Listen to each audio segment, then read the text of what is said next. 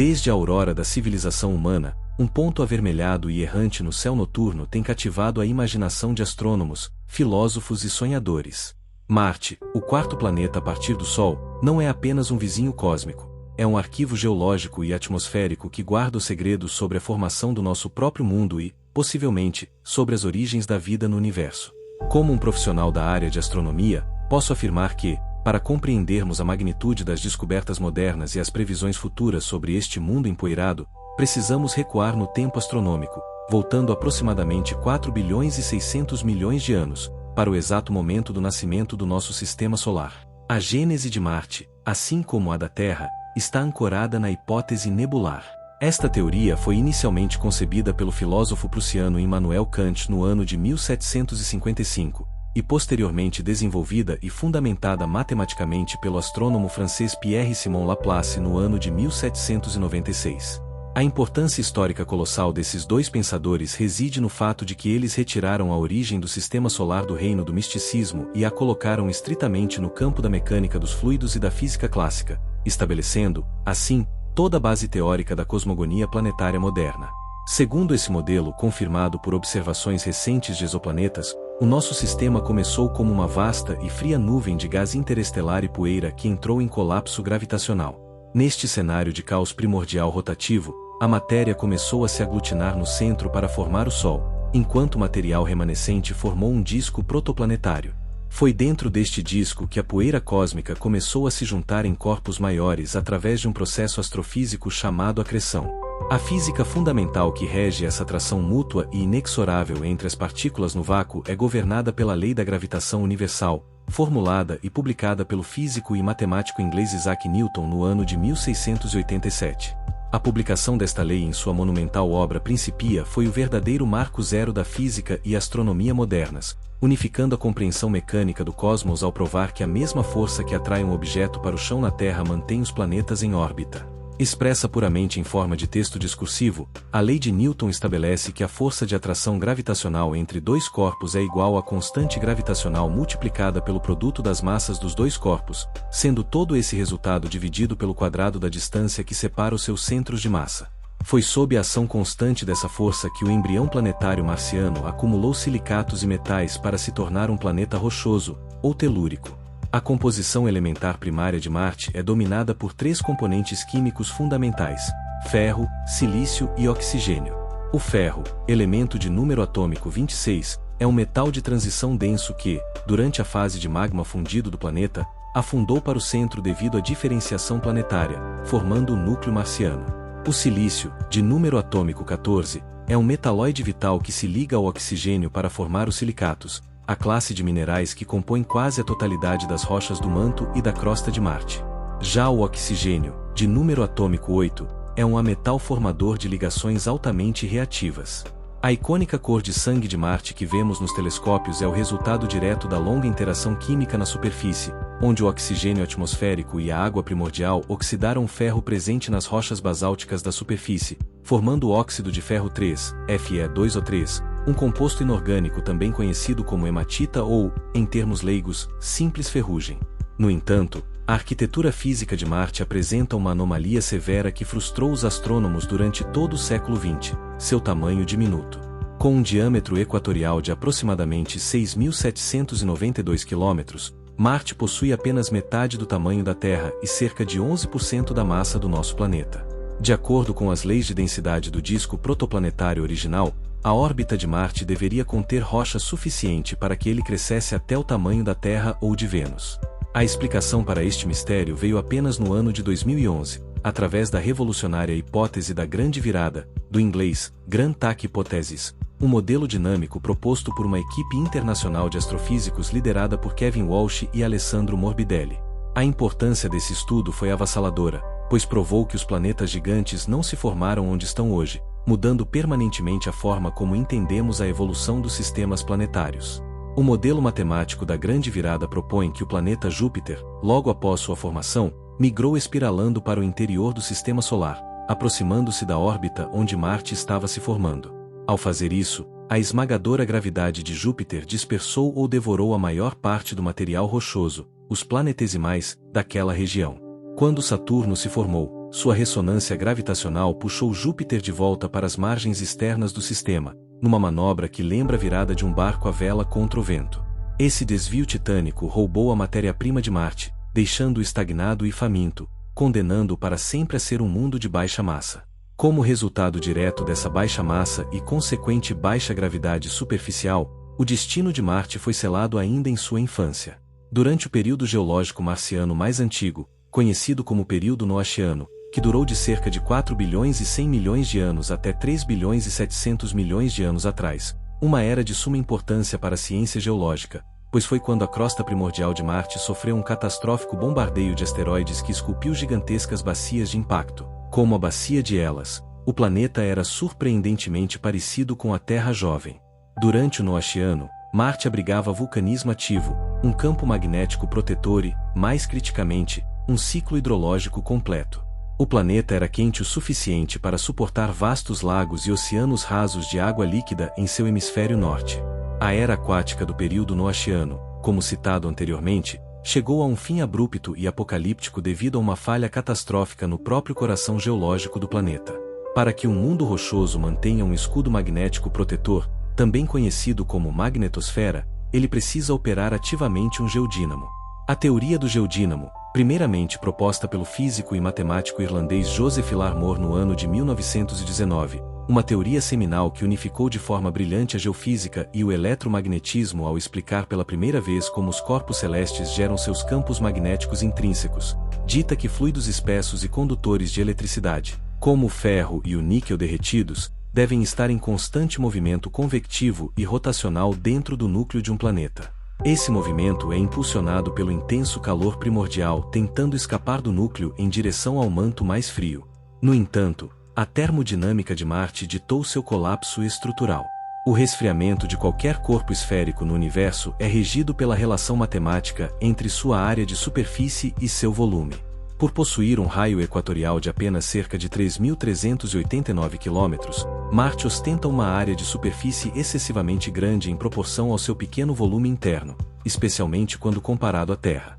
Consequentemente, o calor primordial gerado pela acreção e pelo decaimento radioativo irradiou rapidamente através da crosta para o vazio do espaço, um ambiente que atinge temperaturas congelantes próximas do zero absoluto, ou cerca de menos 273 graus Celsius. Conforme o núcleo externo de Marte esfriou drasticamente e se solidificou em suas bordas, as engrenagens das correntes de convecção travaram. O dínamo geológico se desligou de forma irreversível e o escudo magnético desapareceu. Sem sua magnetosfera, a atmosfera densa de Marte ficou completamente indefesa contra a fúria implacável do vento solar. O vento solar não é uma corrente de ar convencional, mas sim um fluxo letal de plasma, o quarto estado da matéria, consistindo primariamente de elétrons livres e prótons ejetados da alta atmosfera do Sol a velocidades impressionantes que frequentemente ultrapassam 1.400.000 km por hora. Durante a transição geológica para o período Hesperiano, que abrangeu de cerca de 3 bilhões e 700 milhões de anos a 3 bilhões de anos atrás, essas partículas solares de altíssima energia colidiram violentamente com as moléculas atmosféricas marcianas ininterruptamente. Elas causaram um processo de abrasão cósmica conhecido na física de partículas como pulverização catódica, ou sputtering, arrancando moléculas gasosas, uma por uma, para fora da órbita do planeta. A prova definitiva e irrefutável desse gigantesco roubo atmosférico foi fornecida à humanidade pela missão MAVEN, um acrônimo para a evolução atmosférica e volátil de Marte, operada de forma magistral pela Agência Espacial Norte-Americana. Inserida com sucesso na órbita marciana em setembro do ano de 2014 sob liderança do investigador principal Bruce Jakosky, cientista planetário cuja importância para a ciência reside exatamente em delinear a arquitetura do histórico climático de Marte para avançar o campo da astrobiologia, a sonda MAVEN foi projetada exclusivamente para medir a taxa atual de degradação da atmosfera superior. Os dados radiométricos confirmaram que o vento solar continua a arrancar oxigênio e dióxido de carbono do planeta a uma taxa alarmante a cada segundo. Foi exatamente através desse processo de dissecação atmosférica que Marte perdeu a maior parte de seus vastos oceanos primitivos, um fenômeno que pôde ser cabalmente comprovado na era moderna através da análise de isótopos. Para compreender a profundidade química disso, precisamos olhar para o elemento hidrogênio. O hidrogênio, o primeiro elemento da tabela periódica, com o número atômico 1, possui um núcleo incrivelmente leve formado por apenas um próton. 2 átomos de hidrogênio e 1 de oxigênio criam a molécula de água. Contudo, existe uma variação natural e estável do hidrogênio chamada deutério, um isótopo que abriga um próton e um nêutron em seu núcleo, tornando-o exatamente 2 vezes mais pesado que o hidrogênio comum. Ao longo de centenas de milhões de anos, a agressiva radiação ultravioleta emitida pelo Sol quebrou sistematicamente as moléculas de vapor de água presentes na alta atmosfera marciana, um processo reativo denominado fotodissociação. Uma vez separados os elementos, o oxigênio afundou de volta para a superfície, oxidando as rochas ricas em ferro, como citado anteriormente, enquanto os átomos de hidrogênio e deutério ficaram livres na alta atmosfera. A física clássica que determina se um gás ficará aprisionado por um planeta ou escapará para o vácuo sideral é regida matematicamente pela velocidade de escape. Formulada através da mecânica clássica e da conservação da energia mecânica, a lei dita que a velocidade de escape é igual à raiz quadrada do dobro da constante gravitacional multiplicada pela massa do planeta, sendo todo esse resultado dividido pelo raio do planeta a partir do seu centro. Em Marte, essa velocidade crítica é de aproximadamente 18.000 km por hora, uma barreira gravitacional muito inferior aos mais de 40.000 km por hora necessários para escapar da Terra. Por conta da atração gravitacional marciana ser extremamente fraca, a energia térmica proveniente da luz solar foi suficiente para excitar o levíssimo hidrogênio comum até que ele ultrapassasse facilmente essa barreira, perdendo-se no universo infinito. O deutério, por sua vez, sendo substancialmente mais pesado e lento pela física da energia cinética, não conseguiu atingir a velocidade de escape com a mesma facilidade e foi deixado para trás ao longo das eras. A monumental constatação moderna de que a atual atmosfera poeirenta e seca de Marte possui uma proporção de deutério para hidrogênio quase 5 vezes maior do que a proporção química encontrada nas águas dos oceanos terrestres é a assinatura forense e inquestionável de que o planeta vermelho outrora ostentou águas profundas que, lenta mas impiedosamente, ferveram e se dissiparam para o vazio implacável do espaço profundo. A transição planetária catastrófica que dissecou os oceanos marcianos, transformando o globo em um deserto gélido e irradiado, não paralisou imediatamente seu motor térmico interno. Embora o resfriamento acelerado do núcleo tenha sido o carrasco do dínamo magnético de Marte, como citado anteriormente, o manto incandescente abaixo da crosta planetária ainda fervia com formidável energia radioativa e primordial. Durante o período Hesperiano e adentrando o atual período Amazoniano, que se estende de cerca de 3 bilhões de anos atrás até os dias presentes, essa fúria térmica residual não pôde escapar por vias aquáticas e geofísicas comuns, resultando em eventos vulcânicos e tectônicos de uma escala absolutamente inconcebível para os padrões geológicos da Terra. O ápice incontestável do vulcanismo marciano concentra-se na região monumental conhecida como a Protuberância de Tarsis, um gigantesco planalto vulcânico centrado perto do Equador marciano. Para compreendermos por que as montanhas de Marte superam qualquer estrutura geológica terrestre, devemos fazer um desvio para a teoria da tectônica de placas. Esta teoria unificadora da geologia moderna foi fundamentada inicialmente na premissa da deriva continental, proposta pelo meteorologista e geofísico alemão Alfred Wegener no ano de 1912. A importância histórica colossal de Wegener revolucionou nossa compreensão das dinâmicas planetárias ao sugerir que a litosfera da Terra não é uma concha sólida e inquebrável, mas sim fragmentada em imensas placas tectônicas que flutuam e deslizam sobre o manto astenosférico semifluido. Na Terra, quando uma pluma de magma ascende do manto profundo, os chamados pontos quentes, a crosta tectônica está em constante movimento por cima dela. O resultado é a formação de cadeias de vulcões menores, como o arquipélago do Havaí, à medida que a placa tectônica se move lentamente, criando válvulas de escape para lava em diferentes posições ao longo de milhões de anos. Marte, contudo, é categorizado pelos astrofísicos e geólogos planetários como um planeta de placa única. Ao contrário do globo terrestre, a litosfera marciana congelou e se fundiu em uma casca rochosa inteiriça e completamente estática. Sem o movimento tectônico teorizado por Wegener para dissipar o vulcanismo por vastas extensões, as plumas de manto sob a região de Tarsis despejaram fluxos intermitentes de magma derretido exatamente pelo mesmo ponto fraco da crosta ao longo de bilhões de anos.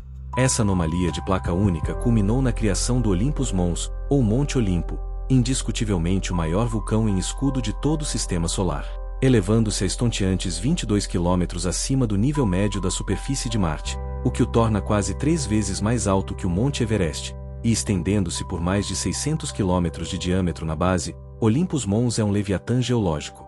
Mas a ausência de tectônica de placas não é o único fator físico que permitiu ao vulcão crescer para essas proporções míticas. A física da pressão e da gravitação é a verdadeira arquiteta de sua altura extrema. Todo corpo rochoso erguido sobre a superfície de um planeta está sujeito aos limites impostos pela pressão litostática e pela tensão de cisalhamento. A pressão litostática, que dita o colapso estrutural da base de uma montanha sob seu próprio peso, obedece a premissas físicas estritas. Expressa em texto discursivo, a pressão litostática máxima tolerada é igual à densidade do material rochoso multiplicada pela aceleração da gravidade local planetária multiplicada pela altura da coluna litológica. Como a atração gravitacional na superfície de Marte é apenas cerca de 38% da gravidade terrestre, a aceleração imposta à rocha voltada para o solo é drasticamente reduzida.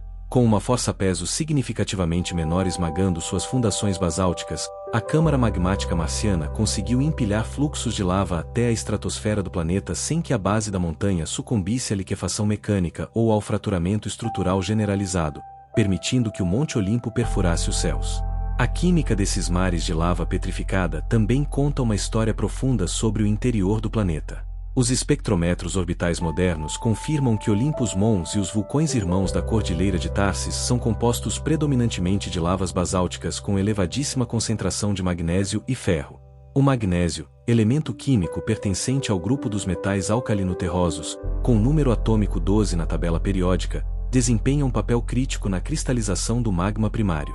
Quando um planeta inicia seu resfriamento, o magnésio é um dos primeiros elementos a se ligar quimicamente aos silicatos em ambientes de alta temperatura, cristalizando-se em minerais pesados e escuros como a olivina e o piroxênio. A abundância maciça de magnésio na superfície sugere que as erupções de Tharsis trouxeram material excepcionalmente profundo do manto inferior marciano diretamente para a crosta exposta.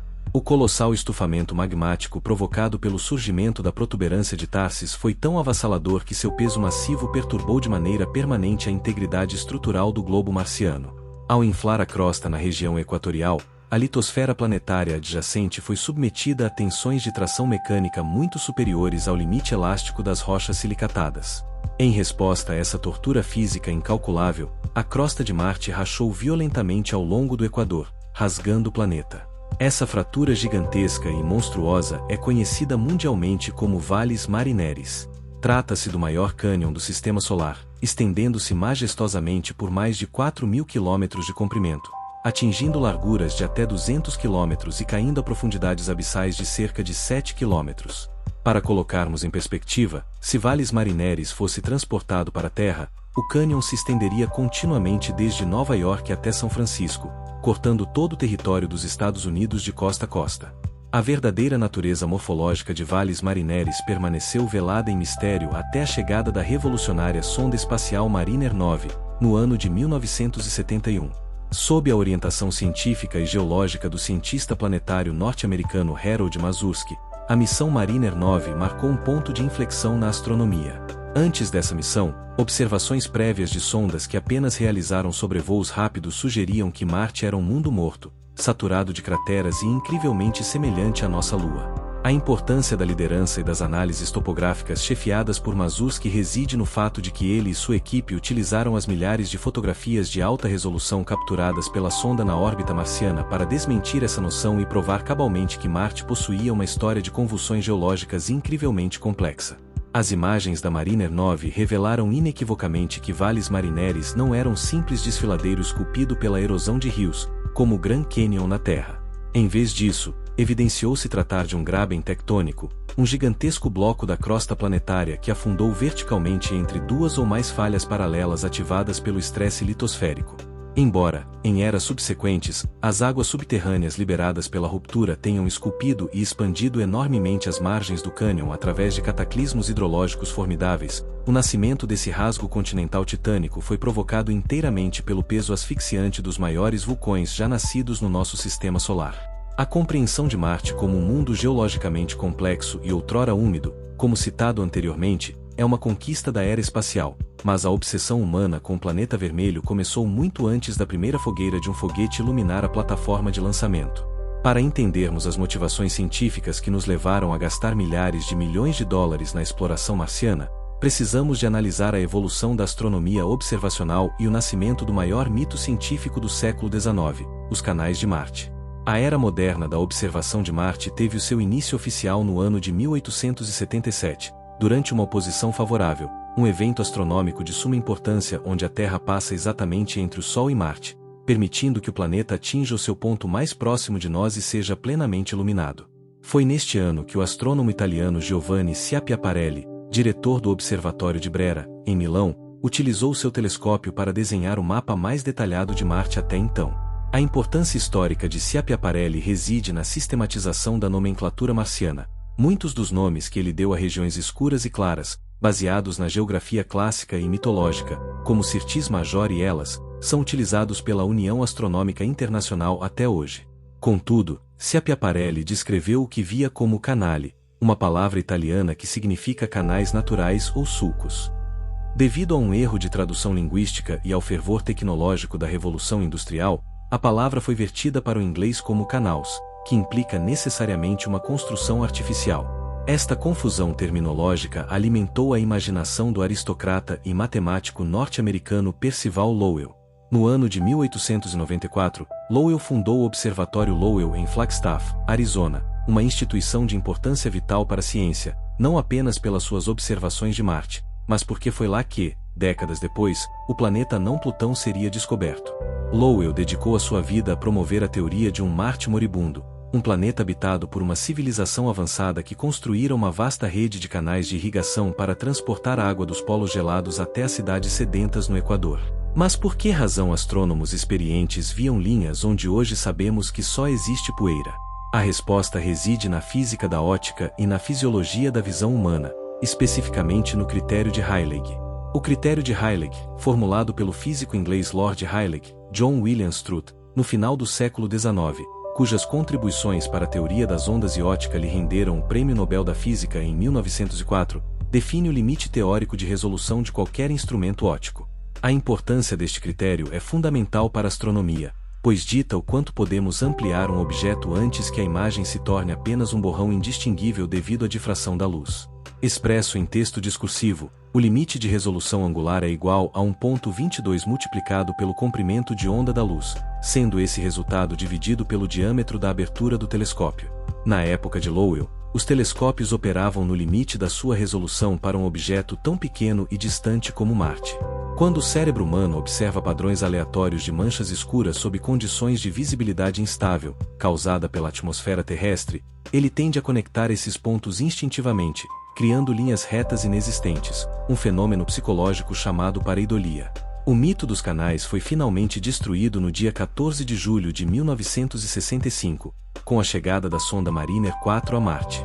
A importância desta missão não pode ser subestimada. Foi a primeira vez que a humanidade obteve fotografias de perto de outro planeta. Sob liderança científica de Robert Leighton, físico do Caltech especializado em física solar e planetária, a Mariner 4 enviou 22 fotografias em tons de cinza que revelaram um Marte desolador, repleto de crateras de impacto e sem qualquer sinal de canais ou civilização. Leighton e a sua equipa confirmaram através de experiências de ocultação de rádio que a atmosfera marciana era extremamente rarefeita, composta maioritariamente por dióxido de carbono, com uma pressão de superfície inferior a 1% da terrestre. Esta desilusão inicial deu lugar a uma busca científica muito mais rigorosa e profunda com o Projeto Viking, lançado no ano de 1975. As sondas Viking 1 e 2 foram as primeiras a pousar com sucesso em Marte, em 1976, e a operar por longos períodos. A importância destas missões reside no facto de terem transportado o primeiro laboratório de biologia para a superfície de outro mundo.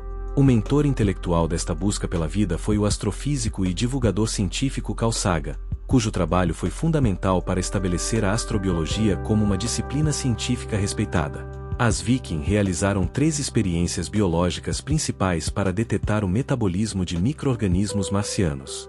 A experiência de maior destaque foi o Labeled Release, libertação marcada, que utilizou o elemento químico carbono 14.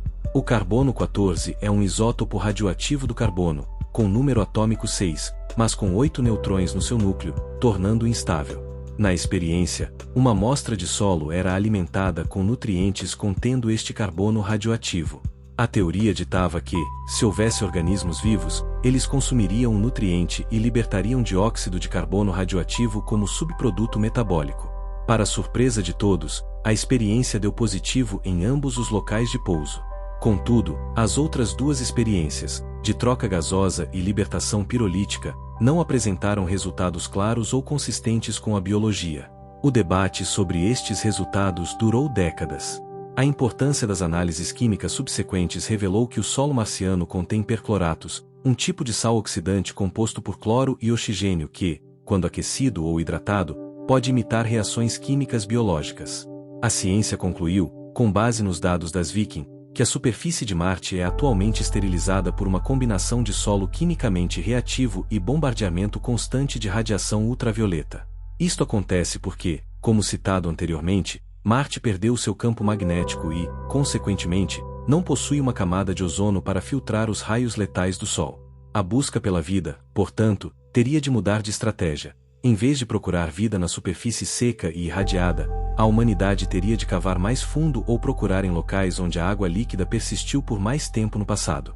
O veredicto gélido das missões Viking, que revelou uma superfície estéril e banhada em radiação ultravioleta letal, forçou a comunidade científica a repensar fundamentalmente a sua abordagem. Se a vida marciana existiu, ela não estaria rastejando na poeira oxidada do presente, mas sim escondida no passado geológico profundo. Foi então que a Agência Espacial Norte-Americana adotou um novo mantra estratégico que guiaria as próximas décadas de exploração interplanetária: siga a água. Para encontrar os fósseis químicos da vida, os astrônomos precisavam primeiro rastrear os antigos leitos de rios e oceanos perdidos, como citado anteriormente. Essa renascença na exploração marciana começou oficialmente em 4 de julho de 1997, com o pouso espetacular da missão Mars Pathfinder. O cientista planetário norte-americano Matthew Golombek serviu como cientista-chefe desta missão, e sua importância para o campo da astronáutica foi colossal. Antes da Pathfinder, as missões espaciais eram colossos bilionários que demoravam décadas para serem construídos. Golombek e sua equipe provaram que era possível projetar uma missão interplanetária mais rápida, melhor e muito mais barata, inaugurando a era da robótica móvel com o pequeno rover Sojourner, o primeiro veículo com rodas a percorrer a superfície de outro planeta. Para que a Pathfinder sobrevivesse à descida sem os caros e pesados sistemas de foguetes de pouso suave usados nas missões Viking, os engenheiros recorreram à física pura, utilizando um sistema de airbags casulados. O princípio físico por trás desse pouso caótico é a dissipação da energia cinética. Na mecânica clássica, formulada a partir das leis de Newton, a energia cinética é a energia que um corpo possui devido ao seu movimento. Expressa estritamente em forma de texto discursivo, a lei matemática dita que a energia cinética de um corpo é igual à metade da sua massa multiplicada pelo quadrado da sua velocidade. Quando a Pathfinder, pesando centenas de quilogramas, despencou de paraquedas e atingiu o solo a cerca de 80 km por hora, os airbags gigantescos inflaram em milissegundos, absorvendo e convertendo essa imensa energia cinética em trabalho de deformação e calor, permitindo que a sonda quicasse dezenas de vezes pela planície pedregosa de Ares Vallis até parar com segurança em solo alienígena. O sucesso estrondoso da Pathfinder pavimentou o caminho geofísico para a missão mais ambiciosa daquela geração, os veículos exploradores de Marte, conhecidos como Spirit e Opportunity, que pousaram em hemisférios opostos do planeta vermelho em janeiro do ano de 2004. A liderança científica recaiu sobre os ombros do geólogo planetário Steve Skiris, da Universidade de Cornell. A importância histórica de Skiris na exploração espacial reside na sua perseverança inabalável. Ele passou mais de uma década propondo a missão de enviar geólogos robóticos armados com microscópios e espectrômetros para ler as rochas marcianas como se fossem páginas de um livro de história climática. Foi a visão de Skiris que finalmente provou além de qualquer dúvida razoável que a água líquida não apenas fluiu em Marte, mas formou mares rasos e duradouros. O momento de glória da missão ocorreu semanas após o pouso, quando o rover Opportunity explorava a cratera Eagle, na vasta planície de Meridiani Planum. Embutidas na rocha sedimentar local, as câmeras revelaram milhões de pequenas esferas perfeitas, que a equipe científica apelidou carinhosamente de mirtilos, blueberries. Os espectrômetros de raio-x e radiação alfa da sonda revelaram que essas esferas eram concreções maciças de hematita. Como detalhado quando falamos sobre a cor enferrujada de Marte, a hematita é um óxido de ferro. No entanto, a forma específica e cristalina da hematita cinzenta encontrada em Meridiani Planum requer, obrigatoriamente, longos períodos de submersão em água líquida quente para se aglomerar no interior de rochas sedimentares. Mais revelador ainda foi a descoberta subsequente de outro mineral incrustado nas mesmas rochas, a jarosita. A jarosita é um sulfato de ferro e potássio hidratado. Para compreendermos a magnitude dessa descoberta, precisamos analisar sua química. O potássio, de número atômico 19, é um metal alcalino macio e altamente reativo que, na Terra, é um nutriente vital. O enxofre, de número atômico 16, é um ametal essencial para a formação de aminoácidos.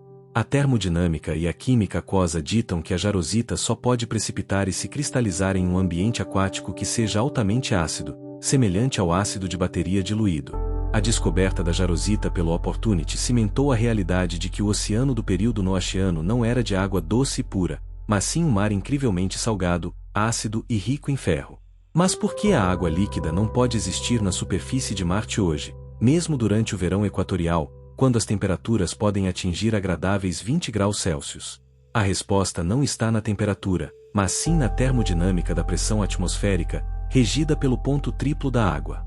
A termodinâmica dos fluidos estabelece que o estado físico de uma substância, sólido, líquido ou gasoso, depende da interação simultânea entre calor e pressão ambiente. O diagrama de fases da água possui uma coordenada exata chamada ponto triplo, que é o limite termodinâmico único em que o gelo, a água líquida e o vapor de água coexistem em perfeito equilíbrio. Para a molécula de água, essa lei natural estipula, em formato discursivo, que o ponto triplo ocorre exatamente a uma temperatura de 0,01 graus Celsius e a uma pressão esmagadoramente baixa de 611 pascais, o que equivale a menos de 1% da pressão atmosférica ao nível do mar na Terra. O drama geológico de Marte é que sua atmosfera foi tão severamente arrancada pelos ventos solares que a pressão barométrica média atual em sua superfície flutua em torno de apenas 600 pascais. Portanto, Marte encontra-se geologicamente localizado abaixo do ponto triplo da água. Na física aplicada, isso significa que a água em estado líquido se torna termodinamicamente impossível e instável na maior parte da superfície marciana moderna. Se você expuser um pedaço de gelo de água pura ao Sol marciano, ele não derreterá formando poças. Em vez disso, ele absorverá a energia térmica e pulará a fase líquida por completo, transformando-se diretamente em gás através do processo físico da sublimação. As descobertas dos robôs Spirit e Opportunity transformaram Marte de um planeta morto e imutável para um mundo que, em sua juventude, possuiu praias varridas por ventos, mares ácidos, águas subterrâneas borbulhantes e minerais complexos. Com o paradigma de que a água existiu por períodos geológicos prolongados confirmado, a ciência estava pronta para dar o próximo e mais ousado passo: enviar um laboratório analítico colossal para descobrir se esses antigos mares marcianos possuíam os blocos de construção químicos necessários para sustentar a vida. A revolução geológica que revelou a presença de oceanos e mares no passado remoto de Marte, como citado anteriormente, cumpriu com sucesso a diretriz de seguir a água. Contudo, a astrobiologia moderna dita que a presença de água líquida, analisada isoladamente, é uma condição necessária, porém insuficiente, para a gênese da biologia e da complexidade celular. Para que a vida prospere e se replique no universo, são exigidos 3 pilares físico-químicos fundamentais: um solvente líquido universal, a água, uma fonte contínua de energia termodinâmica ou geoquímica e os blocos de construção moleculares, essencialmente baseados no carbono orgânico. Impulsionada por essa premissa rigorosa, a comunidade científica global uniu seus esforços mais ousados para construir o maior e mais complexo laboratório móvel já lançado além da órbita terrestre, a missão Mars Science Laboratory, imortalizada sob o nome de robô Curiosity. A missão atingiu seu clímax tecnológico no dia 6 de agosto do ano de 2012, quando o jipe de exploração tocou a poeira ancestral da cratera Galé. O cientista-chefe responsável por arquitetar a visão e a estratégia desta missão colossal foi o proeminente geólogo norte-americano John Grotzinger, pesquisador do Instituto de Tecnologia de Massachusetts e professor no Instituto de Tecnologia da Califórnia. A importância transcendental de Grotzinger para o campo da geologia planetária repousa na sua habilidade ímpar de decodificar o registro sedimentar antigo para identificar a química fina de ambientes habitáveis. Ao liderar o Curiosity, Grotzinger deslocou permanentemente o paradigma da exploração espacial da mera e simples detecção hídrica para a busca ativa e multidisciplinar por habitabilidade orgânica comprovada. para depositar em total segurança este veículo colossal, que ostenta uma massa de cerca de 900 kg e o tamanho aproximado de um pequeno automóvel utilitário esportivo, a engenharia aeroespacial enfrentou uma barreira brutal. A física básica ditou que os sistemas de paraquedas e os eficientes airbags utilizados nas missões anteriores seriam fatalmente esmagados e obliterados pelo imenso peso da sonda sob a atração da gravidade marciana. Em resposta, os engenheiros conceberam uma das manobras mais audaciosas da história astronáutica, o guindaste celeste, ou Sky Crane. O princípio físico inquebrável que governa o funcionamento desse inovador sistema de propulsão retrógrada é a terceira lei de Newton, conhecida também como a Lei da Ação e Reação. Publicada originalmente no ano de 1687, no tomo principal de Principia, a formulação matemática desta lei foi de uma importância imensurável para o desenvolvimento da física clássica, pois forneceu a estrutura que permite o entendimento irrestrito da conservação do momento linear e serve como alicerce irrefutável de absolutamente toda a engenharia de foguetes. Expressa de modo inteiramente discursivo, a terceira lei postula que para toda força de ação que um primeiro corpo exerce sobre um segundo corpo, o segundo corpo exerce simultaneamente uma força de reação mecânica sobre o primeiro, possuindo exatamente a mesma intensidade, a mesma direção geométrica, mas apontando num sentido vetorial diametralmente oposto. Ao disparar os seus poderosos retrofoguetes apontados para a poeira do solo marciano, a força de ação de empuxo, o módulo do guindaste celeste experimentou uma sustentação de empuxo ascendente rigorosamente igual e oposta à força de reação, permitindo que ele pairasse estabilizado no ar rarefeito e, através de roldanas, descesse o robô Curiosity pendurado por cabos de nylon ultra-resistente com precisão cirúrgica na superfície da cratera. O local de pouso, a colossal cratera Galé, não foi escolhido ao acaso. No epicentro dessa imensa bacia de impacto ergue-se o Monte Sharp, formalmente denominado pelos cartógrafos de Aeolus Mons, uma montanha estratificada com cerca de 5 km de altura, erguida não por forças tectônicas, mas por bilhões de anos de deposição poeirenta e aquática de sedimentos líticos. O objetivo científico primário estabelecido por Grotzinger era que o Curiosity utilizasse sua base nuclear de energia para escalar lentamente a base dessa montanha, lendo as camadas sedimentares de baixo para cima cronologicamente, escrutinando-as como se fossem as frágeis páginas de um vasto livro de geologia climática planetária. O triunfo absoluto da missão Curiosity ocorreu precocemente nos afloramentos rochosos e planos de uma pequena depressão apelidada cientificamente de Baía de Yellowknife. Ao utilizar a sua furadeira percussiva de alta frequência para penetrar milímetros no interior de uma laje de lama petrificada, o Curiosity colheu o pó marciano recém-exposto e o introduziu em seu espectrômetro de massa de quadrupolo interno. Este instrumento incrivelmente avançado opera baseado nos rígidos pilares do eletromagnetismo de Maxwell. As amostras rochosas são fornos miniaturizados onde são vaporizadas em altas temperaturas e bombardeadas para se tornarem ionizadas, perdendo seus elétrons para adquirir carga elétrica positiva. A física atômica aplicada na espectrometria determina que, sob a ação da força de Lorentz em campos eletromagnéticos, os íons adquirem trajetórias diferentes baseadas unicamente em suas massas. Expressando essa fórmula fundamental da força de Lorentz unicamente de forma discursiva, a força magnética exercida sobre a partícula subatômica carregada é igual à carga elétrica da partícula multiplicada por sua velocidade, sendo esse resultado multiplicado pela intensidade do vetor de campo magnético ambiental e multiplicado pelo seno do ângulo formado entre a direção da velocidade e o campo magnético. Íons mais leves sofrem um raio de curvatura mais acentuado do que os mais pesados. Através deste balé eletromagnético, o instrumento químico do robô separou isótopos e detectou de modo irrefutável a presença abundante de minerais do grupo das argilas esmectíticas. A geoquímica aquosa subjacente a essa detecção é assombrosa, diferentemente dos percloratos corrosivos ou da jarosita ácida e cáustica revelada por sondas precedentes. A termodinâmica de formação da família das argilas esmectíticas exige uma interação lenta, profunda e muito prolongada com água doce, de pH totalmente neutro e quimicamente benigna para a biologia celular.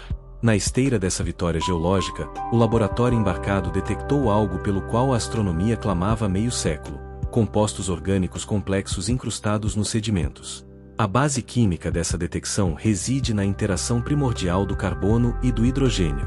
O carbono, elemento de número atômico 6, é a verdadeira e única pedra angular estrutural da biologia moderna e da totalidade da química orgânica que rege a Terra. A importância extrema do átomo de carbono reside na sua arquitetura quântica de metal tetravalente, indicando que ele possui exatos 4 elétrons desemparelhados em sua camada de valência mais periférica. Essa característica valencial singular possibilita que o carbono forme ativamente até 4 ligações covalentes fortíssimas, simultâneas e geometricamente flexíveis com outros átomos de carbono ou heteroátomos, possibilitando o surgimento de cadeias macromoleculares orgânicas ininterruptas, polímeros biológicos gigantescos, anéis aromáticos e servindo como material básico estruturante necessário para a formação de membranas fosfolipídicas e longos filamentos de ácidos nucleicos codificadores. De informação. A preservação geológica intacta destas sensíveis macromoléculas moleculares baseadas em cadeias de carbono na fina camada do solo marciano representou o maior enigma já destrinchado pela moderna astrofísica de radiação. A atual superfície morta e estéril de Marte é perpetuamente bombardeada a eras por raios cósmicos galácticos, consistindo de nêutrons e prótons hiperacelerados por violentas explosões de estrelas supernovas no espaço profundo, além da dura e incessante radiação ionizante e de raio-x emanada da coroa do nosso próprio Sol. A física dos plasmas e da radiação ionizante estipula irrevogavelmente que a enorme e fulminante transferência de energia cinética intrínseca à colisão dessas partículas viajando a frações significativas da velocidade da luz é tão contundente que elas invadem microscopicamente os orbitais atômicos da matéria-alvo, extirpando, dissipando e aniquilando implacavelmente os elétrons compartilhados nas frágeis pontes de ligações covalentes carbono-carbono moleculares orgânicas, incinerando compostos bióticos. A extraordinária magnitude desta grandiosa revelação orgânica oriunda das poeiras da cratera Galea testou para o mundo que as compactas lamas rochosas e argilas hidratadas de depósitos fluviais extraterrestres, desde que fossem rapidamente recobertas e estratificadas por contínuos processos de soterramento geológico há dezenas de bilhões de anos, exercem um papel equivalente a um impenetrável manto e cofre reativo de contenção à base de chumbo protetor das usinas terrestres, salvaguardando e perpetuando as relíquias primordiais e assinaturas fósseis químicas moleculares fundamentais, furtando-as da avassaladora aniquilação radioativa do caos cósmico. Com o robô Curiosity preenchendo todos os lacunares requisitos astrobiológicos, água doce, química inofensiva e tijolos moleculares de carbono estável e disponível, a ciência humana decretou de forma incontestável perante os fóruns intelectuais que o vizinho rústico incandescente e rubro, de fato e sem margem de incertezas acadêmicas, se configurou em sua tenra e arcaica infância termodinâmica como um recanto majestoso ostentando todas as rigorosas e exigentes precondições ambientais físico-químicas sistêmicas vitais que teriam permitido o despertar profícuo de proliferações celulares e dos primeiros sopros elementares de uma biologia extraterrestre. Com a impressionante e monumental confirmação pelo laboratório móvel Curiosity de que o planeta vermelho, de forma irrefutável, preencheu todos os complexos pressupostos geoquímicos e hidrológicos rigorosos para figurar como um ambiente inteiramente habitável, como citado anteriormente, a astrobiologia mundial precisava dar um salto qualitativo colossal. Não bastava mais provar a mera habitabilidade potencial passada, o imperativo científico e existencial absoluto tornará-se a caça definitiva, concreta e presencial pelas esquivas bioassinaturas geológicas. Essa sede intelectual e insaciável da humanidade forçou a Agência Espacial Norte-Americana a materializar o seu mais formidável colosso robótico, a audaciosa e persistente missão Mars 2020, corporificada através da sonda planetária Perseverance. A aterragem da Perseverance, concretizada perfeitamente em fevereiro do ano de 2021 no interior rochoso da cratera de impacto de G0, consolidou o zênite da mecânica orbital aplicada e dos sistemas aeroespaciais automatizados. Esta missão de caça biológica esteve sob a astuta direção científica geral de Ken Farley, ilustre professor de geoquímica no prestigiado Instituto de Tecnologia da Califórnia, Caltech. A importância histórica e vital de Farley na geofísica e astronomia repousa na sua especialidade singular na investigação laboratorial forense da medição minuciosa de isótopos de gases nobres em materiais extraterrestres, com o intuito focado de determinar a precisão cronológica da história geológica. Sob a batuta científica diretiva de Farley, o robô Perseverance foi conceptualizado e armado não meramente para investigar os minerais vulcânicos e argilas fluviais alienígenas in situ, mas sim para atuar ativamente na extração perfurativa física de amostras de pedras para uma futura, inédita e inigualável repatriação ao planeta Terra. A eleição rigorosa e metódica da cratera G0 para esta caça à biologia ancestral não foi fruto do acaso estatístico astronômico, mas sim de observações espectrométricas vitais realizadas pelos satélites que circundam ininterruptamente a orbe marciana. A análise topográfica dessa região assinalou inequivocamente a presença fóssil do que foi, na antiguidade termodinâmica primordial, um imponente lago com águas com aproximadamente mais de 820 pés de profundidade absoluta e estendendo-se por quase 30 milhas em seu leito interiorano. Este lago foi abundantemente alimentado por violentas e caudalosas correntes hidrológicas de um rio ancestral vigoroso. O grande destaque geofísico de Jezero assenta na majestosa formação de um gigantesco delta fluvial rochoso. Na geografia e hidrologia planetária terrestre, uma estrutura em formato de leque onde as águas de um rio subitamente abrandam, num exato mimetismo do delta do rio Mississippi na costa norte-americana, constitui o jazigo perfeito. Os lodos depositados nestes deltas são ideais para o confinamento rápido e o aprisionamento asfixiante hermético de material orgânico, permitindo a petrificação duradoura de minúsculos remanescentes microbiológicos em camas subaquáticas desprovidas do oxigênio que causaria sua degradação.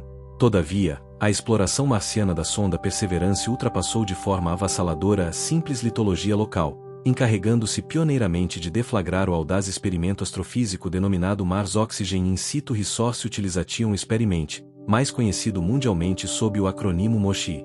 Com o intuito direcionado para futura fixação e habitação humana em missões prolongadas, o MOXIE obteve êxito rotundo ao fabricar experimentalmente gás oxigênio respirável sintético mediante a dissecação forçada da atmosfera marciana local. Para compreender este milagre químico, precisamos debruçar-nos sobre as leis da dissociação térmica. A densa atmosfera de Marte é esmagadoramente constituída por dióxido de carbono, CO2. Este gás encerra no coração de sua molécula linear e polarizada um único átomo de carbono, número atômico 6, ligado a exatos 2 átomos de oxigênio, número atômico 8. A premissa físico-química da catálise implementada no MOXIE consiste em ingerir grandes fluxos desse ar rico em CO2 e aquecê-lo até limiares altíssimos, superando a marca de 1470 graus Fahrenheit, cerca de 800 graus Celsius. Nesse estado térmico extremo no reator de cerâmica, as ligações químicas covalentes do dióxido de carbono fraturam-se. O mecanismo resulta na extração de um átomo de oxigênio livre. Ao forçar a conjunção de 2 destes átomos desvinculados, o MOXIE sintetiza gás oxigênio biatômico, o 2, descartando o tóxico monóxido de carbono, CO, residual de volta na atmosfera gélida marciana. Mas o experimento MOXIE e a exploração mecânica não foram os únicos vetores desta missão pioneira. Preso ao ventre da Perseverance, que possui uma massa impressionante de mais de 2.200 libras, repousava a mais assombrosa façanha aeronáutica extraterrestre, um pequeno helicóptero experimental batizado de Ingenuity. A operação de voo no caótico céu alienígena apresentava desafios monstruosos. A física da sustentação impelida por asas rotatórias em fluidos compressíveis, como o ar, é ditada por equações complexas de aerodinâmica.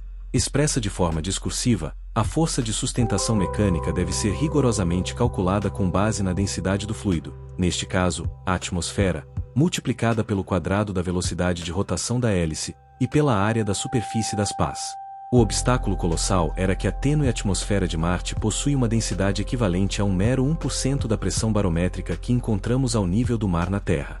Para que o Ingenuity conseguisse quebrar essa inércia e gerar sustentação neste quase vácuo, os engenheiros do Caltech precisaram construir uma máquina com um peso extremamente restrito. O Ingenuity, pesando apenas o equivalente a exatas 4 libras na gravidade terrestre, precisou ser equipado com um rotor superdimensionado para o seu tamanho, apresentando lâminas com incríveis 4 pés de diâmetro, aproximadamente 1,20 m, rodando a velocidades assustadoras para compensar a escassez do ar. O sucesso dos seus voos inaugurou formalmente a era da aviação interplanetária. A capacidade de voar na tênue atmosfera de Marte com o helicóptero Ingenuity e a síntese de oxigênio pelo MOXIE, como citado anteriormente, não são meras exibições de proeza tecnológica, são passos calculados e cruciais dentro de uma coreografia cósmica muito mais vasta: a colonização humana do Sistema Solar. A transição de Marte, de um objeto de estudo geológico para o próximo lar da humanidade, exige que a ciência solucione não apenas a viagem interplanetária, mas também a sobrevivência a longo prazo em um ambiente hostil. E o maior adversário não é o vácuo do espaço, nem o frio extremo, mas sim a radiação letal, um problema cujas soluções estão profundamente enraizadas na física de partículas e na biologia celular humana. A superfície marciana é perpetuamente bombardeada por 2 fontes primárias de radiação de alta energia: os eventos de partículas solares, SPES, gerados pelas tempestades geomagnéticas do Sol, e os raios cósmicos galácticos, GCRS, provenientes de supernovas distantes. A ausência de um geodínamo e, consequentemente, de um campo magnético global, magnetosfera, e de uma atmosfera densa, deixa a superfície de Marte indefesa contra esse bombardeio letal. Na Terra, o campo magnético atua como um gigantesco escudo invisível, onde a força de Lorentz, como detalhada em partes anteriores, desvia os prótons e elétrons carregados em direção aos polos, criando o espetáculo inofensivo das auroras boreais. Em Marte, sem essa proteção, a radiação atinge o solo diretamente.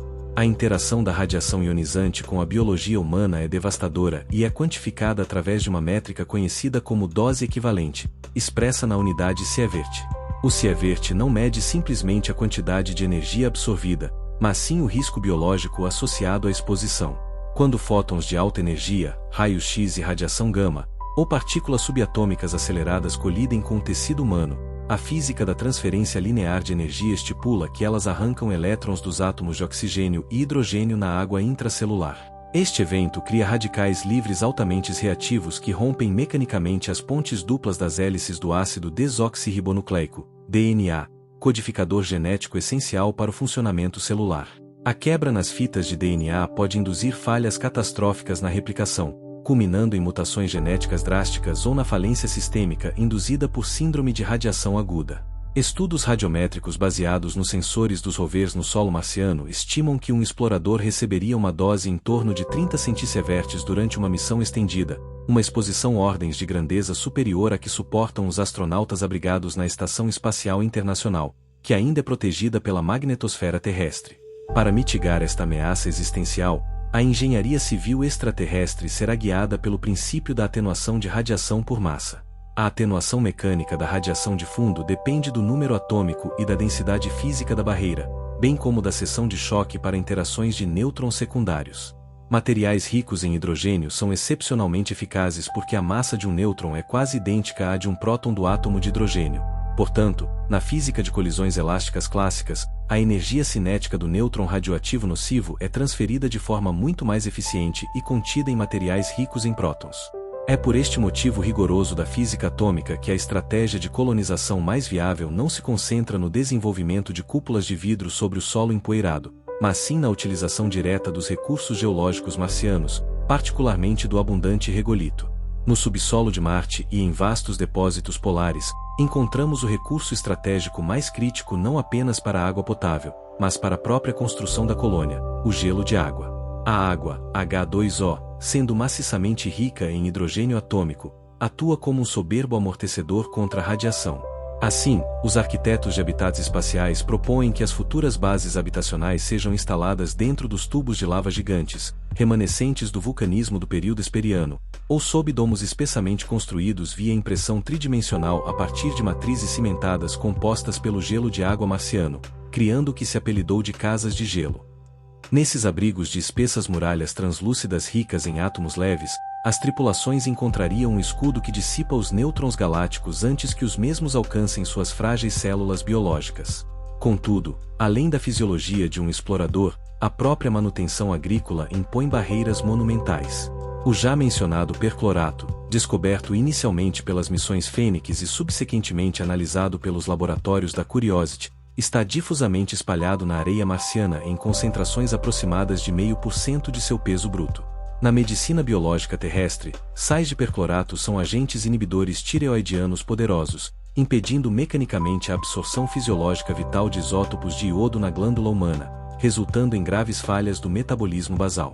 O cultivo hidropônico e o crescimento de raízes nesses solos requereriam um laborioso e intensivo processo prévio de lixiviação hídrica maciça, uma verdadeira lavagem química de todo o solo a ser usado, consumindo enormes recursos energéticos e aquíferos essenciais da colônia. Superar esses enormes desafios químicos de radiação e solo tóxico representa o penúltimo estágio da exploração espacial em Marte. As soluções de mitigação exigem engenharia de ponta que beira a química industrial pesada miniaturizada em escala planetária, e nos preparam tecnologicamente para a transição do esforço de pequenas equipes de pioneiros em trajes pressurizados para as visões a longo prazo de transformação macroambiental do próprio planeta vermelho, um conceito que flerta diretamente com o escopo audacioso da engenharia planetária. A sobrevivência humana inicial confinada sob espessas cúpulas de gelo para mitigar a radiação galáctica e a necessidade de dominar o solo tóxico repleto de percloratos, como citado anteriormente, representam apenas o árduo prelúdio tecnológico para o objetivo supremo da nossa espécie no cosmos, a terraformação de Marte. A transição de pequenos postos avançados de pesquisa para um ecossistema planetário funcional e autossustentável exigirá a aplicação da engenharia macroplanetária, um campo teórico da ciência que flerta com os poderes outrora atribuídos aos deuses da antiguidade. A terraformação é o processo hipotético e rigorosamente fundamentado de alterar deliberadamente a química atmosférica, a temperatura global, a topografia superficial e a ecologia de um planeta para torná-lo habitável para a biosfera terrestre. O renomado astrofísico e planetologista norte-americano Carl Sagan foi um dos grandes pioneiros neste campo conceitual, publicando no ano de 1971 um artigo seminal na prestigiada revista científica Science, onde propôs a viabilidade da vaporização das calotas polares marcianas para alterar o clima. A importância histórica de Sagan neste cenário é imensurável, pois ele retirou a terraformação do reino exclusivo da ficção científica e a ancorou firmemente sob a luz do escrutínio e do rigoroso debate astrofísico e termodinâmico moderno. O desafio físico e primário de Marte é o seu congelamento extremo e a escassez de pressão atmosférica. O balanço térmico de qualquer corpo celeste no universo é impiedosamente governado pela lei de Stefan Boltzmann. A física da irradiação térmica postula matematicamente, expressa aqui em forma de texto discursivo, que a potência térmica total irradiada por unidade de área da superfície de um corpo negro perfeito é igual à constante física de Stefan Boltzmann multiplicada pela quarta potência da temperatura absoluta termodinâmica desse mesmo corpo. Como Marte orbita a uma distância média de cerca de 227 milhões de quilômetros do Sol, a quantidade de fótons que incide sobre sua superfície é drasticamente menor do que a recebida pela Terra, resultando em um planeta inerentemente frio. Para subverter essa barreira imposta pela distância orbital e reter o parco calor solar disponível, teóricos modernos, incluindo o proeminente astrobiólogo Chris M. Sakai, cuja importância na década de 1990 foi fundamental para delinear os passos químicos sequenciais e práticos para tornar Marte habitável, propuseram a injeção artificial maciça de supergases de efeito estufa na atmosfera marciana. Os principais candidatos para essa tarefa hercúlea são os clorofluorocarbonetos, ou CFCs. Para compreender a eficiência magistral desta proposta, devemos analisar o elemento flúor. O flúor, elemento de número atômico 9 na tabela periódica, é o halogênio de maior eletronegatividade e o elemento mais quimicamente reativo de toda a química conhecida. Quando o flúor realiza ligações covalentes com o carbono, elemento de número atômico 6 e formador da química orgânica, e com o cloro, elemento de número atômico 17, o resultado é uma molécula poliatômica incrivelmente pesada e termicamente estável. A física quântica e molecular do efeito estufa determina que esses gases sintéticos complexos são perfeitamente transparentes à luz de alta frequência, visível e ultravioleta, proveniente do Sol, permitindo que a radiação atinja a poeira marciana. No entanto, quando o solo escuro absorve essa luz e tenta reemiti-la de volta para o vácuo como radiação infravermelha de baixa frequência, calor, as ligações covalentes assimétricas do flúor e do carbono entram em estado de forte vibração mecânica e rotação no nível microscópico. Este processo absorve e aprisiona a energia térmica dentro da atmosfera planetária de forma milhares de vezes mais eficiente do que o simples dióxido de carbono. O objetivo macroengenheirado de aquecer o planeta introduzindo fábricas automatizadas de CFCs é engatilhar um fenômeno de cascata termodinâmica. Atualmente, imensas quantidades de dióxido de carbono estão aprisionadas em estado sólido, gelo seco, nas calotas polares de Marte e presas no regolito avermelhado do solo. Conforme a temperatura global de Marte subisse em resposta aos supergases artificiais em poucos graus centígrados, o limite físico seria ultrapassado, fazendo com que esse gelo seco sublimasse massivamente para o estado gasoso. Como o próprio gás carbônico atua retendo calor, a atmosfera tornar-se-ia mais espessa e mais quente sucessivamente. Este ciclo de feedback planetário positivo, ou efeito estufa descontrolado intencional, engordaria a atmosfera ao longo de alguns séculos, elevando a pressão barométrica o suficiente para que a água líquida, que atualmente ferve e escapa para o espaço devido à pressão quase nula, pudesse voltar a fluir e se estabilizar em rios e lagos na superfície marciana, recriando as condições do antigo período noachiano. Uma vez que o céu escuro e rarefeito passasse a ter uma tonalidade azulada e espessa, carregada de pressão, estaríamos diante de um novo mundo aquecido e envolto em nuvens, porém ainda letalmente tóxico para a respiração animal. A etapa final e mais demorada de toda seria então entregue à engenharia biológica, onde a vida microscópica terrestre seria chamada para realizar a maior obra de purificação química da história do nosso sistema solar, moldando o ar para os pulmões dos nossos futuros descendentes. A espessa e recém-aquecida atmosfera marciana, forjada pela introdução macroengenheirada de gases de efeito estufa, como citado anteriormente, transformaria Marte de um deserto gélido em um mundo de lagos e rios líquidos. Contudo, essa nova atmosfera seria letalmente tóxica, dominada de forma esmagadora pelo dióxido de carbono. A fase derradeira e mais espetacular da terraformação é o domínio da ecopoiese, um termo científico que deriva das raízes gregas para a criação de uma morada. Trata-se da introdução meticulosa e em escala planetária de biologia extremófila pioneira para realizar a maior obra de purificação atmosférica da história do Sistema Solar. O arquiteto biológico primário dessa transformação não será o ser humano, mas sim a cianobactéria. As cianobactérias, especificamente as do gênero Chrococcidiopsis, são micro-organismos procariontes e incrivelmente primitivos. A importância evolutiva das cianobactérias é insuperável. Foram elas que, há cerca de 2 bilhões e 400 milhões de anos, na Terra, causaram o grande evento de oxidação, alterando para sempre a atmosfera terrestre e permitindo a evolução da vida complexa. Para replicar esse milagre biológico em Marte, esses micro-organismos utilizarão a imutável lei química da fotossíntese oxigênica. Expressa rigorosamente em texto discursivo e balanceado, a estequiometria dessa reação dita que 6 moléculas de gás dióxido de carbono somadas a 6 moléculas de água, sob a ação catalisadora da energia luminosa dos fótons solares, reagem quimicamente para produzir exatamente uma molécula orgânica de glicose e liberar, como subproduto residual, 6 moléculas de gás oxigênio molecular. No entanto, para que uma biosfera marciana sustentável prospere e suporte plantas terrestres, a ecologia planetária precisará resolver o déficit crítico de um elemento fundamental, o nitrogênio. O nitrogênio, elemento de número atômico 7 na tabela periódica, apresenta-se na natureza primordialmente como um gás diatômico. A sua química é governada por uma tripla ligação covalente formidavelmente forte, tornando o gás inerte na maior parte das reações comuns. A sua importância absoluta para a biologia repousa no fato de que o átomo de nitrogênio é o eixo central das aminas, os blocos de construção dos aminoácidos que, por sua vez, se dobram para formar todas as proteínas que estruturam os tecidos vivos, além de ser o pilar das bases nitrogenadas que compõem os degraus da hélice do nosso código genético. Os colonos e ecologistas interplanetários terão que garimpar e liberar massivas reservas de nitratos presentes no regolito marciano profundo para que bactérias fixadoras de nitrogênio possam introduzir este gás na recém-criada biosfera. Para que essa utopia de engenharia planetária se torne factível, a raça humana precisará dominar a logística de transporte de milhões de toneladas de carga e milhares de colonos através do abismo interplanetário. Toda a arquitetura das missões modernas deve o seu atual pragmatismo ao engenheiro aeroespacial norte-americano Robert Zubrin, que, no ano de 1990, publicou e defendeu a arquitetura da missão Mars Direct, Marte Direto. A importância monumental de Zubrin para a exploração espacial foi ter destroçado o dogma da agência espacial de que precisaríamos de naves espaciais colossais no estilo de ficção científica, construídas em estaleiros orbitais a um custo de trilhões de dólares. Zubrin provou matematicamente que missões diretas a partir da superfície da Terra eram viáveis e baratas, desde que utilizássemos a síntese de propelente no próprio solo marciano, o exato conceito provado pelo experimento MOXIE recentemente. A barreira suprema para viabilizar as visões de Zubrin e a construção de cidades em Marte reside na tirania da equação de Tsiolkovsky, ou a equação do foguete.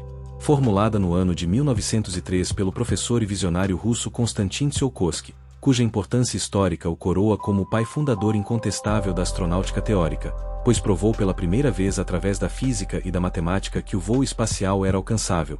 Esta lei rege todo o voo além da atmosfera terrestre. A física da conservação do momento linear estipula que, para um foguete acelerar, ele deve expelir massa, gás, na direção oposta.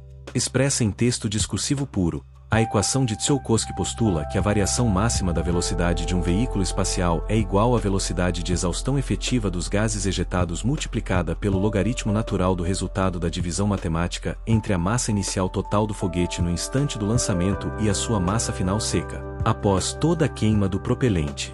Esta tirania matemática dita que, para levar uma pequena carga útil para Marte, precisamos de uma massa de combustível absurdamente gigantesca, tornando o transporte caríssimo. A atual e acelerada corrida espacial privada resolve este entrave através de uma solução mecânica de genialidade brutal: a reutilização total dos veículos de lançamento pesado. Ao pousar estágios de foguetes verticalmente e reutilizá-los, a humanidade derruba o custo do envio de toneladas para a órbita, tornando o fluxo de naves para Marte economicamente equivalente à aviação comercial transoceânica e permitindo o envio das máquinas de terraformação e dos colonos pioneiros.